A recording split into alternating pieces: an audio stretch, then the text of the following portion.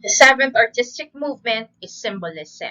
In symbolism, the artist wants to represent the subjects symbolically. Every detail and color is a symbol, therefore has a meaning behind it.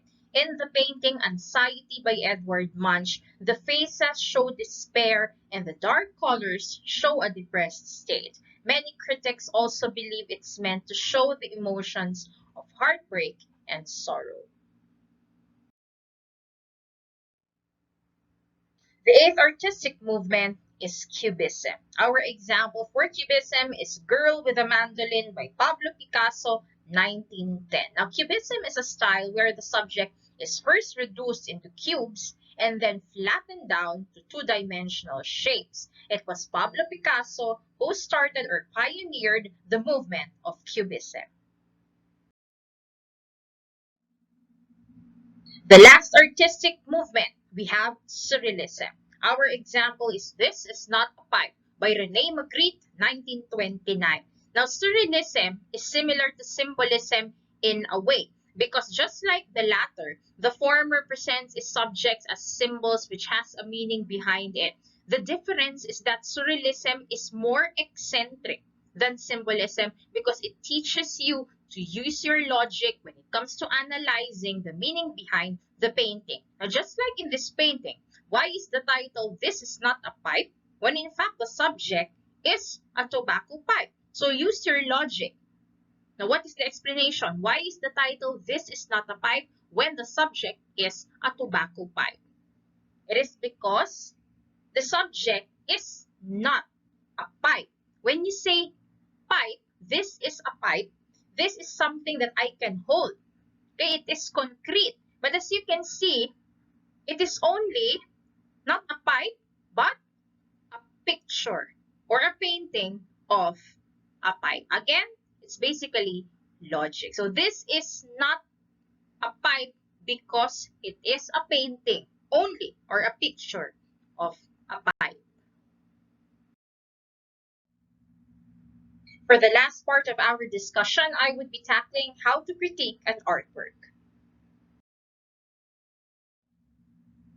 Now, there are four steps involved in the critique process. The first step, we have describing. Second is analyzing. Third, interpreting. And the last step is judging an artwork. So let us go through these four steps one by one. Now, the first step is describing an artwork. Now, when we say description, it is a detailed inquiry and evaluation of the artist's work. Now, there are two steps involved in the description of an artwork. The first step, you should gather the necessary information about the work. Now, this guidelines the sort of thing that you can find on a gallery label, usually located on the side of the painting or in the caption if it is found online. Now, when we say gallery labels, it usually includes the title of the work, the name of the artist, the date of creation, you have the medium used by the artist, the size of the work, and the subject or the artistic movement to which the painting belongs. Now, after providing a brief description coming from the gallery label or caption of the painting, the second step towards describing the artwork is to describe the piece using the elements of painting, which involves the line, the color, the texture, perspective, we have shape, and symbols. Now, once the work is described using the elements of painting or the elements of art, it is now time to go to the second step, which is to analyze and discuss how it all comes together. Now, how would we analyze the painting? Using the principles of artistic design and composition. Now, I have discussed already the principles of artistic design in our second chapter. So let us start with analyzing the painting using the principle of harmony and variety. Now, take note, if the artwork employs the principle of harmony or variety, you must state what the artist used when it comes to colors, lines, or shapes to make it harmonious or to employ variety in his piece. Now, the second, When it comes to the principle of balance, you should take note how the colors, the shape, and the texture work together. Do they create a harmonious or balanced effect? Is it symmetrical or asymmetrical? The third one, when it comes to movement and rhythm, you should take note how the artwork creates a sense of movement in the painting. What are the techniques that the artist utilized to be able to give you the illusion that the painting is alive? There is a sense of movement in the painting. And the last one, when it comes to the principle of emphasis, you should identify the focal point of the artwork. What part of the painting catches your attention first when you look at it? And why do you think the artist chose that part as the focus of the painting? Now, after we have described the painting, and second, we have now analyzed the painting, let us continue with the interpretation of the artwork. Now, there are three steps involved in the interpretation. Let us start with the first one. We have to identify the purpose of the work. Now, what does it mean? What does the artist wants to say with the artwork? Now, for you to have an idea on the possible purpose of the artwork, it is better for you to research the background story of the piece or the inspiration behind the artwork. Now, the second step towards interpretation is to describe the reaction to the work, your reaction to the work. Now, how do you feel when looking at the artwork? Does it remind you of something?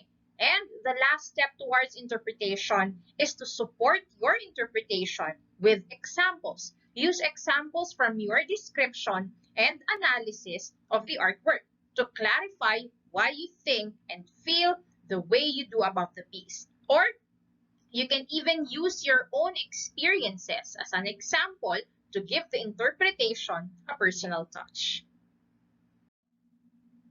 Now, last but not the least, an art critic needs to make a judgment call. Now, in this step, you must go beyond I like it, I love it, or even I hate it.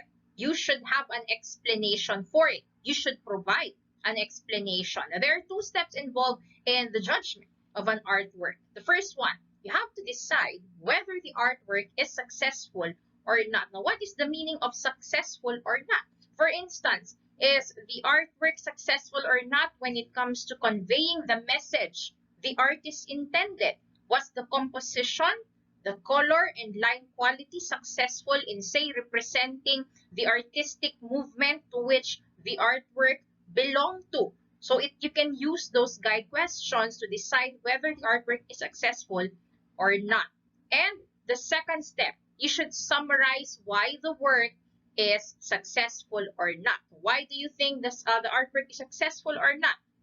Now, to summarize your critique, you must explain your judgment by using your interpretation and analysis of the artwork. Okay, the third step.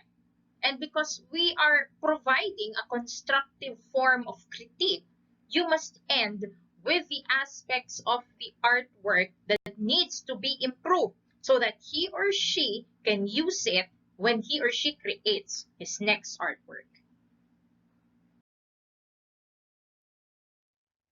Thank you for listening, everyone, and I will see you in our next discussion. Now, the activity for this chapter is already uploaded in your respective Google Classrooms, except for the TTH 230 to 4 class. What is uploaded in your Google Classroom is the activity for Chapter 4, Filipino Arts and Crafts.